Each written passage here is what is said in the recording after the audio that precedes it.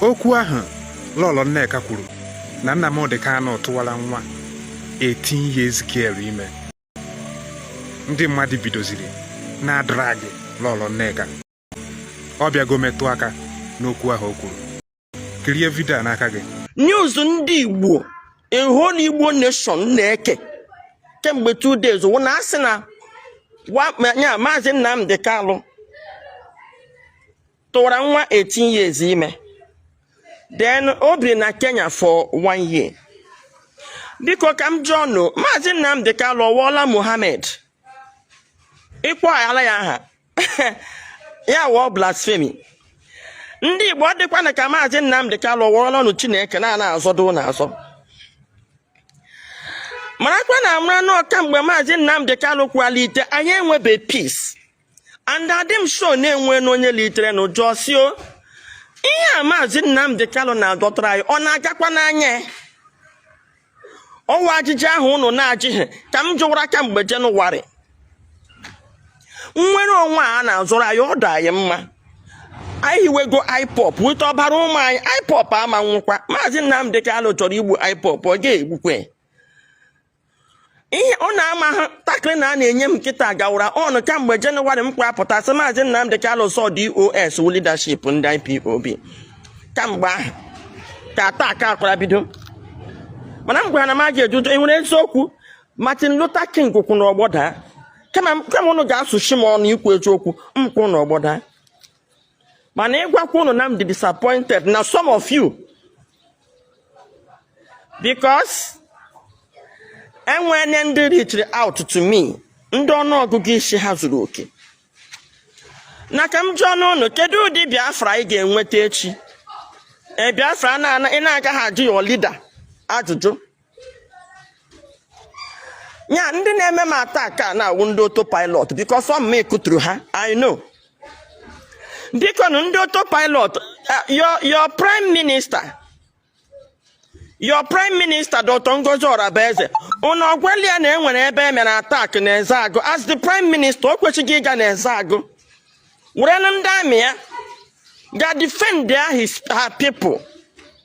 Kedu ụdị prime minister na-eme ọgụ dazie aga agbasa nya ọkwa na alụ ọgụ with Nigerian army agazi emezi attack village ya gbaa ya ọkụ okwudo okwu o release ha anything. Biko na Maazị Nnamdi Kanu abụdụ Chukwu a ga-ajụ ya ajụjụ.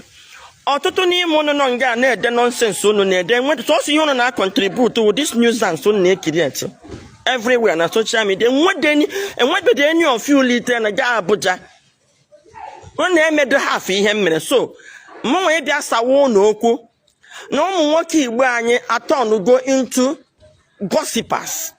That is why one man said Dikebo ji wee wakpu unu. Awakpu unu agbofu ise. Nwaanyị dịka m ga-aga clean ya up. Unu lọtachizie nwa ọnụ unu ji agbakashi ọnụ na social media. Unu na-akpọ Lolo Nneka Chimezie na m sị gịnị na m sị na Maazị Nnamdi Kanu. Ọrụ Maazị Nnamdi Kanu ukwu na Buhari nwoke ihe Maazị Nnamdi Kanu na-ekwubeghị n'ọnụ. Nya na-aga agwa Maazị Nnamdi Kanu okwu owu na a na-akparịcha Trump. Agba nkịtị. Tinubu ka ihe a na-agwabeghị Tinubu. Kedu nnọọ onye a na-akpọba aha? Na-ekwuru okwu maka mmadụ mụọ na-eche na ihe a ga-ajụ ihe owu eziokwu. Biko onye na-achọ inweta na anyị Biafra onwe anyị agaghị scrutinize ya.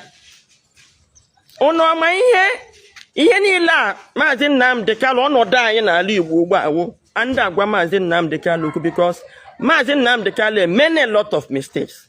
Ka na-emekwa mistake. Abịaghị m here you waste my time too much. Igbo niile unu ga n'olu m unu ma na nwa bụ Lolo Nneka Chimezie na m dị disappointed na ọtụtụ n'ime unu ọ bụ ọkwa ndị ma ihe wee na-ekele my fans for your steadfast. Ka m repeat ya again maka enwe ndị so na ọwụdụ AI. Maazị Nnamdi Kanu biri with nwaanyị na Kenya 1 year. Kedu ihe onye na-adụrụ anyị Biafra na-eme na Kenya with another woman mee nwunye ya abandon ka unu nụ ya ọfụma tọọ na social media. Anna Maazị Nnamdi Kanu tụra nwa 18 years ime n'Enugu zọọ ụlọ Kada oto no chọrọ isi suppress all my voice. Ka nwa ahụ chọrọ ka okwu mgbe ọ gbara that girl. Aso amaghị onye ma ebe that girl nọ na-enwe mama nwa họrọ ndụ ma nwụrụ anwụ. So onye isi unu na-azọta unu Biafra aga agwa ya okwu. Elewe n'ihe anyị na-ata Tinubu nta, elewe n'ihe anyị na-enye nsogbu maka Tinubu. So ka mmasị onye ọbụla mere nwe ka o si sọ ya because unu na-ekwu na Tinubu na-suppress opposition voice. Nke unu na-emejọ gịnị? Look, okwechide na anyị ga na-ekwu na a na-emegbu anyị emegbu. Okay, because ihe a unu na-eme now is suppress a voice. Ọ wụdị na mmegbu ahụ ka ọ wụ. So biko ndị autopilot ama m n'ụnụ nwa na-etutu ihe niile a na-ebusa news niile a mana sọsọ ndị ebe m na-adị disappointed wụ ihe ha ka Igbo. Mwa na-eche na a ga-ajụkwanụ question ọwụ eziokwu. Bill Clinton dị na secretary ya pụta Bill Clinton na-akwụ n'ọgbọ ma apologize to the whole of America. Nke ụnụ onye isi unu mene several mistakes. Ekwute ya ụnụ a na-agbọkwa iwe gịnị ka unu na-ezo? Ke ihe unu na-ekpuchi about Maazị Nnamdi Kanu gịnị ka a na-ezo? Ndị Igbo ọhụrụ na mmadụ dị ka m unu mana m na-enwe a lot of information ga-apụta kwuo okwu. Unu ọtụtụ ọwụkwa fio ndị autopilot anyway ama m nke ndị autopilot. Mana ozi ndị Igbo n'onwe ọha nụrụ okwu ekwuru ya dị ka ọwụda arụ. Ana m call attention unu to the person unu na-elegara anya. Ka ile anya mara ma nnwere onwe anụnwa a na-asa na-enwere anyị ọ na-agakwa n'anya ka ọ wayo. Ndị Igbo ka m gwa unu now, unu chọọ ịnụ nke bụ eziokwu, Maazị Nnamdi Kanu adịghị honest about the Biafran struggle. So anyị nidiri ilite gbazie ha olu ebi udole IPOB worldwide. O nidiri ka ilite gbazie Maazị Nnamdi Kanu olu ma gbazie IPOB olu. Ọnwụ na-agaghị scrutinize Maazị Nnamdi Kanu, ọ ga-edubakwa anyị n'ọkụ maka o dubawana anyị n'ọkụ already. Maka ihe ọtụtụ n'ime anyị na-amahụ ụdị insecurity mere n'ala Igbo ọkwa mme kọvara ya. Ọkwa mme gwara ọnụ onye mere nke o mere. Aka Maazị Nnamdi Kanu nọ ya. Ọzọ m na-agwa ụnụ taa den date taa. Obodo ọbụla ga-agbado anya another round of insecurity na-abịa and nke a na-abịa na ndị Igbo na-aga apụta na ya. Ọkwa agala m kọva Ezeagụ. M ga-aga kọva ndị ọzọ mana mgbe o siwe ike ụnụ aga anụzi olu m. Mana den date taa n'ọnwụ na ụnụ nwa bụ ndị Igbo enweghị ike imepe anya leba anya n'ụdị nnwere onwe Maazị Nnamdi Kanu na-enweta. Ekwe m na nnwere onwe kwesie ya ike wee kweta na IPOB wee kweta na ofu onye agaghị aka ọha, ofu onye agaghị aka otu, otherwise ihe emebie. Egbuole ọtụtụ youth anyị. Unu gba nkịtị Maazị Nnamdi Kanu ka na-akwa ihe otu o ji akwa ya. Nnamdi Kanu ga-akwa aga anyị n'ọkụ. Nnamdi Kanu nwee leadership. O create ọsọ wu DOS and ọ ya wu onye isi ha. He should do the right thing and communicate power to the DOS. Nwayọọ na nga ka e were nwayọọ agbakọ kwuo ihe dị n'iwepụta Maazị Nnamdi Kanu na inweta nnwere onwe. Ndị Igbo unu gaa n'ebe a ụdị brainwash na-akpọrọwe anya agba ala Igbo ọkụ. Sọsọ ihe m na-adrọpụ unu ugbu a tupu m emechie this life wụ cheke na kemgbe 2015 till now kedu progress emegoro na dị nnwere onwe. Iji zụọ onwe gị ajụjụ a gị mara ma o ruole mgbe anyị ga-echi ata azụ review nnwere onwe Maazị Nnamdi Kanu. Ịhụ this emotional blackmail ọ gaghị awụ ọkụrụ m because anọ m in the know. Ama m ihe unu na-ama. Just ekwutu m obere okwu na-ama karịkere ekwuzie nke bụ okwu gị na-eme. Mana ihe m na-agwa unu nwa bụ ndị Igbo, ịhụ this emotional blackmail unu ji eso Maazị Nnamdi Kanu. Maazị Nnamdi Kanu akwakpuole some people na the grave. Anyị ga-akpachara anya anyị ga-eluzu ala Igbo totally. Lọlọ Nneka Chimezie na-ekwu m na-ewetakwara unu ọnọdụ Igbo. Ọ dị nnọọ funny na nga-akpụ ya nnukwu ihe ihere n'obodo dị ka ndị Igbo. Ba anyị na-agbaghara ihe ha ka Igbo a na-egbu ndị mmadụ.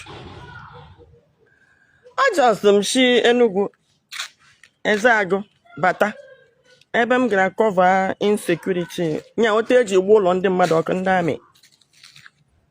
Rịpọtụ ya ihe ndị mmadụ nọ na-akọ asịrị ụmụ nwoke kwesịrị ịnọdụ anị na-akpa gịnị ka a ga-eme ka Igbo dị mma na-akọ ọwụ na nya anyị na-ekwu ebe niile na Lọlọ Nneka Chimezie si na Maazị Nnamdi Kalụ tụra nwa 18 years ime. Lọlọ Nneka Chimezie si Maazị Nnamdi Kalụ biri na Kenya wetu nwaanyị. Biko ihe m chọrọ ịghọta n'ụbụ ndị Igbo unu nwa ka nna jụọ. Nọmba 1 ka m gwakwa unu m nwa ga-eju Jordan enwe n'elu. Ugbu a na ma ndị ofe mmanụ na-eme nke ha agụme tribalistic ha ma ndị mma m nọ ha egobiela Ijele now maka Ijele fọ Ijele ikwu na m dị tribalistic Ijele amadụ onye mgbu onye ga-agwa Ijele na m dị tribalistic onye nọ Lagos and ọ ga-awa onye ofe mmadụ mena emekọrị maka ha ama na ihe ọbụla gbasara Igbo I don't joke with it. So onye nwere ike inye Ijele that information maka mmadụ onye mgbu wụ onye ma m nọ. So definitely ndị ofe mmanụ mụ na ha na-emeji afọ mana chọọchị. So definitely ọ na-akwapụtagoro m ndị ofe mmanụ. Nke ahụ nọmba 1. Nọmba 2, ma ndị gọvanọ ugbu a na a na-akwụzi bloggers ọkwụ na mana ọnụ m onwe nwaanyị na-akwụrụ na-atakịlụ ndị gọvanọs. Ihe a m gara rịpọtụ ọ na-Ezeagụ ugbu a gọvanọ Peter Mbah ga-alaike ọ naghị atọrọrete ụdị ihe ahụ. Ndị nke ahụ na-aga akwụ ndị nke ha ụgwọ and the business m n'Enugu now ha na-eme ya atak. Edele m leta wee gaa gọvanọ Mbah ịjụ ya ma aka ya ọ dị na atak a na-eme my business. Ihe awa ahụhụ m na-ata na m tiri ọnụ n'ihe Biafra. Mwa risk my life hapụga ezinụlọ m hapụ ihe niile m na-eme mgbe unu niile gbara ọsọ n'ụlọ nyewe rịpọtụ tigide kọchasịa IPOB na anafa azụ ugbu a kọchasịa IPOB wee separate ya. Anọrọ m onwe m ha akpọ m bịa anya aka rịpọtụ ihe Maazị Nnamdi Kalụ m ga-werekwa ego m rịpọtụ ọya ọfụma na nnọkwuo na mba ụwa. Ụfọdụ n'ime nọ na soshal midia ma na platfọms na-ede ihe unu na-ede ugbu a nọchabụ unu dị iche iche. Ọtụtụ n'ime nọcha na shọpụ unu na-emere nwa biznes unu. Ihe a m gara iru agụ ugbu enwee nyere m ego Ezeagụ enwee nyere m ego. Nya ihe na-agba m obi na-awụ na enwebedo onye gbadoro ọkpa na-ajị ndị Fulani gburu ndị mmadụ n'Imo gbuasị ndị mmadụ isi n'Imo steeti awụde enough news. Na ndị amị gara na Ezeagụ gbasịa ihe ụlọ ndị mmadụ ọkụ na-enwe ihe ndị mmadụ mere ha awụde enough news. News ndị Igbo a whole Igbo nation na-eke kemgbe 2 days wụ na asị na Maazị Nnamdi Kalụ tụwara nwa 18 years ime.